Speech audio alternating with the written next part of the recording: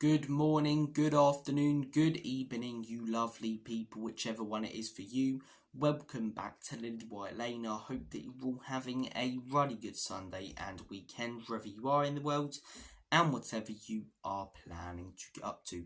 Tottenham Hotspur 3, Brentford 1. That was the full-time score yesterday at the Lane, and we are here today to debrief their game. But before we delve into it, make sure, if you haven't already, to smash that subscribe button. Give it a Daniel Dubois right hook. What a shot that was last night at Wembley. Also, be sure to batter that like button like you had at down your local fish and chip shop. It hugely helps us out in the YouTube algorithm. Give that notification bell a rocky left hook so that you'll be notified every single time we upload a new video. And once you're done abusing all the buttons on the channel and punching them, make sure to comment all of your fantastic thoughts and opinions on the game and today's video down below. Enough faffing about, enough waffling. Let's get cracking with this knacking. Tottenham Hotspur 3, Brentford 1. That was the full-time score yesterday. I was there. The atmosphere was fantastic. The performance was fantastic. And the result was fantastic. 3 points and 3 goals. You can't ask for much more. But it didn't start the way that we thought it would or the way that we wanted it to. As Spurs fans, I believe 26 seconds in, something like that, within the first minute, Bryan Mbeumo scores an absolute stunner on the volley after a good cross in, and we go 1-0 down. And I think we were all fearing the worst. Here we go again. This is the end for Ange Postecoglou. We're going to have, 89 minutes of crap possession-based football where we don't create anything. And fair play, it was a great goal from Bryan Mbeumo. I mean, watching him on TV, don't get me wrong, he's great, but watching him in person, he's even better. His hold-up play, as I say, it's, hugely underappreciated and underrated. The runs that he makes, so many times yesterday he wasn't spotted and he was making great runs constantly for Brentford. He's quick, he's pacey, he's got a great strike on him, as I say. He's a player who we should have went out to sign this summer. Obviously, I was constantly banging on about Eze, and don't get me wrong, I still would have preferred Eberechi Eze to Mbeumo, but I would have been very, very happy with Mbeumo, a player in the final third who creates and finishes chances consistently and constantly. And what a goal from him yesterday. But as I say, we were all fearing the worst, but I thought he responded really well and really quickly. For the next few minutes, we were all over them, chance after chance. We were actually creating things with the ball. Shock horror Spurs, where you don't try and score the perfect goal and you play the simple passes and shoot on sight, you end up getting rewarded with a goal. And that's what we got, as I say, a good shot saved, parried out by the keeper. Dominic Solanke is there to put it into the back of the onion bag for his first Tottenham Hotspur goal. Was it a tap-in? Yes. If he missed it, would we be questioning the 65 million price tag? Yes, but that's why he needed to score that goal. Because every game that goes by, it doesn't matter about the lack of service. Football fans, are fickle. Football fans will call him out. 65 million spent on this player. If 6 or 7 games go by and he hasn't scored a goal yet in a Spurs shirt, the jury's out for him.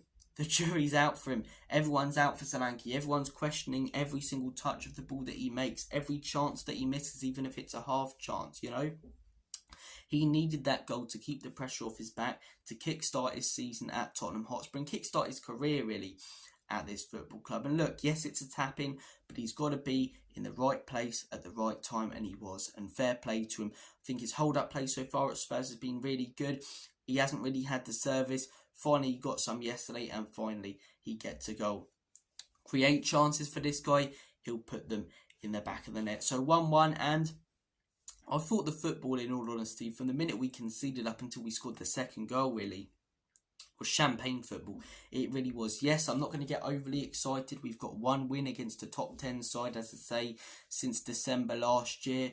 I still stand by everything I've said about Ange Postecoglou. I think he's got to tweak it against top sides. He's got to sort results out. Got to get us, consistently performing and getting results. But you can't deny that the football we played yesterday at times was absolutely gorgeous. It was absolutely fantastic. And Brentford are no mugs. It's not like we're playing this football against an Everton. No disrespect, Brentford are, a team who adapt based on every opposition.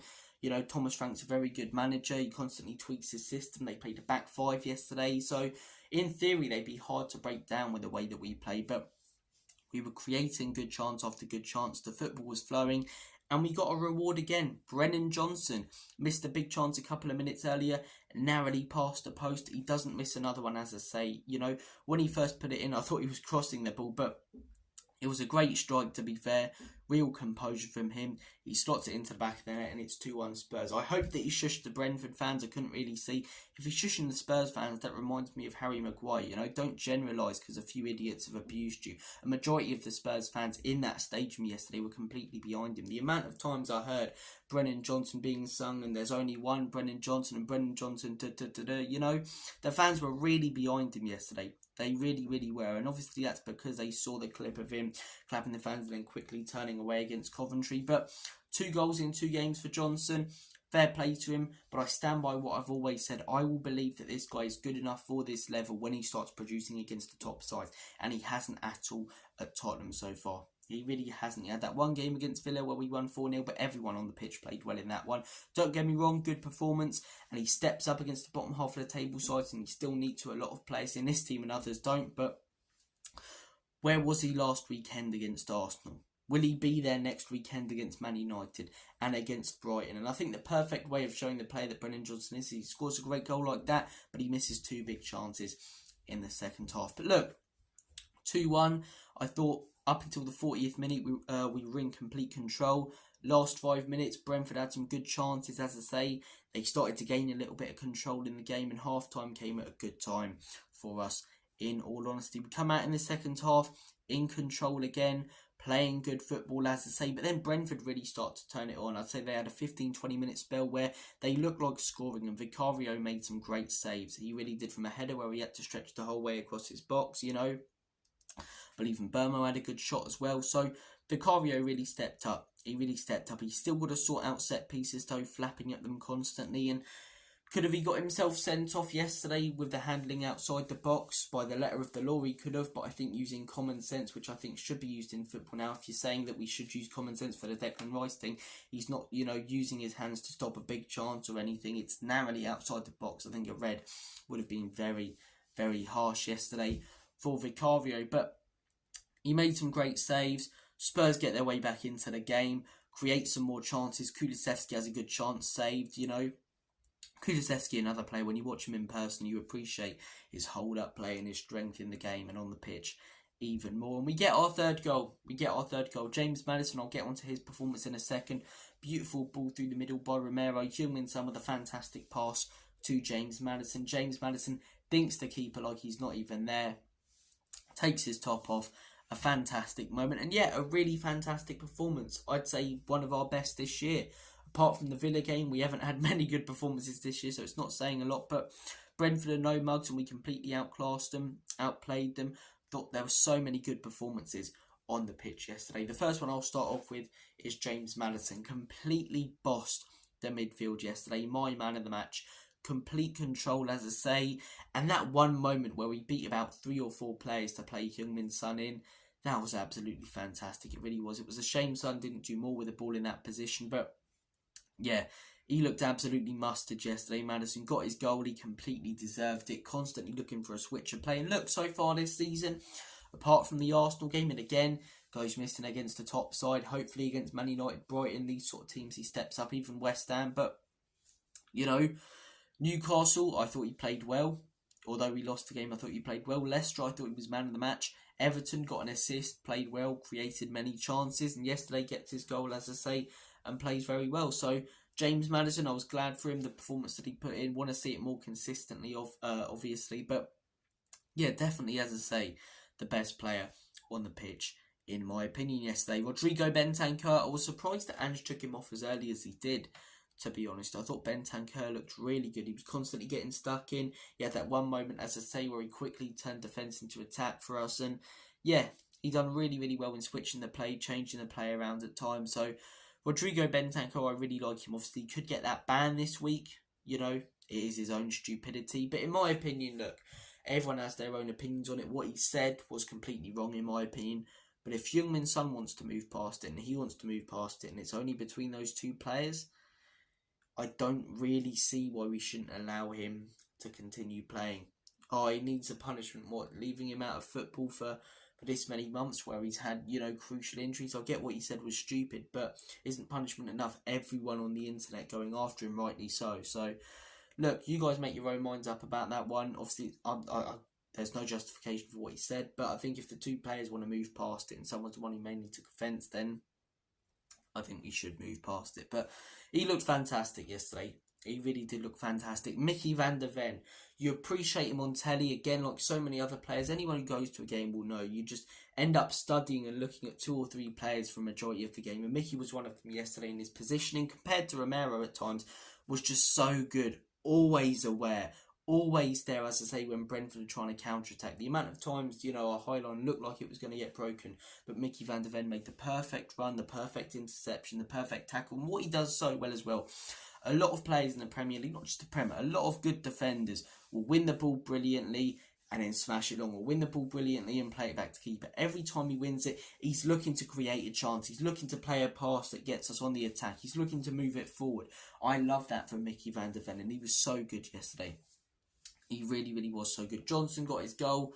Fair play to him. Missed a couple of other big chances, so I don't think he was unreal by any means. Kulusevski, I thought looked really, really good, but there were a few, I wouldn't say really poor performances, but not as good performances. Heung-min Son's one of them. Yes, he got 2 assists, but the amount of times, as I say, and look, this is where stats, in my opinion, can make you look at players wrong. Because don't get me wrong, I really like Heung-min Son. I do. Do I believe he could be on the decline? Maybe, but that's a discussion for another day. Yes, he got the 2 assists. Yes, he created, I think, 7 big chances. But those 7 big chances he created, he should have finished himself. Something like that, The amount of times he was played in brilliantly. The perfect example of this was when James Maddison beat about 3 or 4 players in the midfield, played it around the defender, and Son was 1-on-1. Now, Son, 3-4 years ago, slots that into the back of the net with his right foot.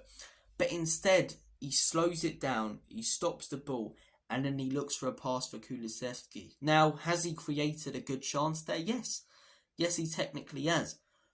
But should his instinct be telling him to shoot? Yes. If it was, why is he turning it down? Is it something coached into him?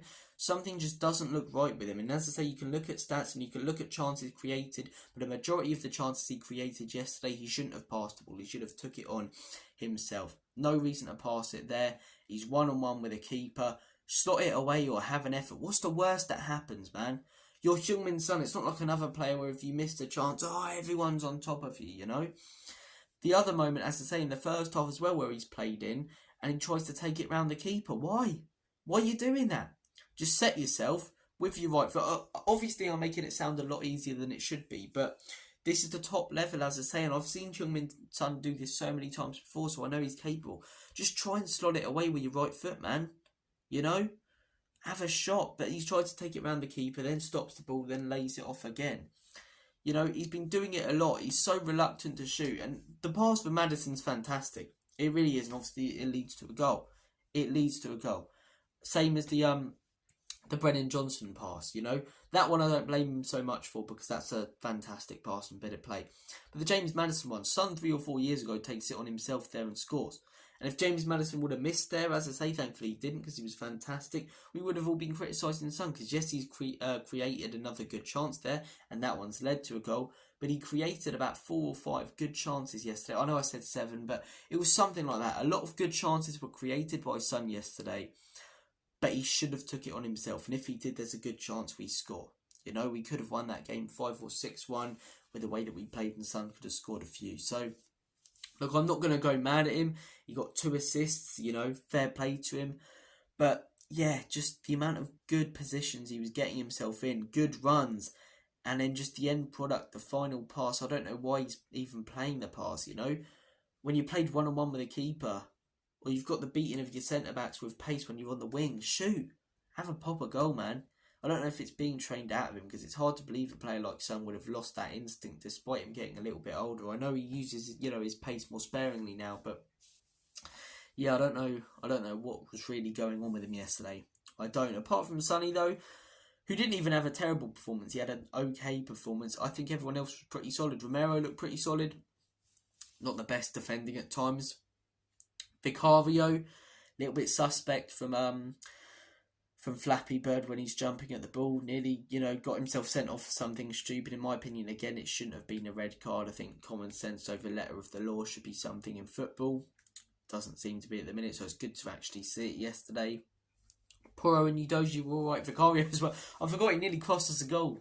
Yes, it's obviously been told to him to always pass the ball and not smash it long, but if in doubt, kick it out, eh? Just let your instinct take over there. But look, a majority of the players yesterday were really good. Couple of okay performances, but a really good overall performance. The football was flowing.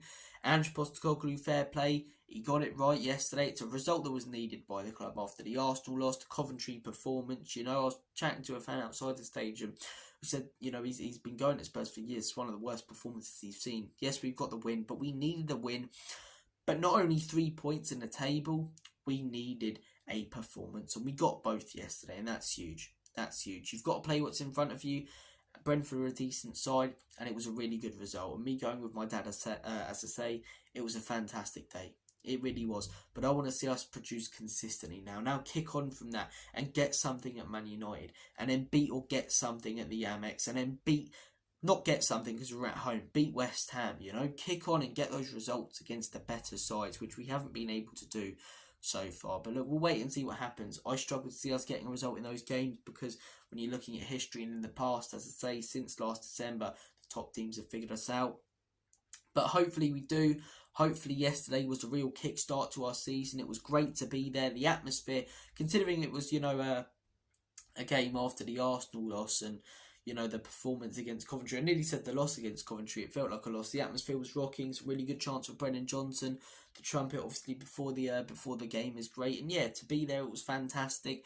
Really good feel about the day. 3 p.m. kickoff, one of the last we'll probably have this season. So, not a lot of complaints yesterday. And good result, good performance. I'm going to make like a banana and split, in the words of David Brent. Have a smashing rest of your day. And as always, come on you Spurs. I nearly said in Big Ange we trust. I'm not sure anymore. But come on you Spurs, as I say. On to the next one. Big up everyone for watching. Take care. Have a smashing Sunday. Catch you guys in a bit.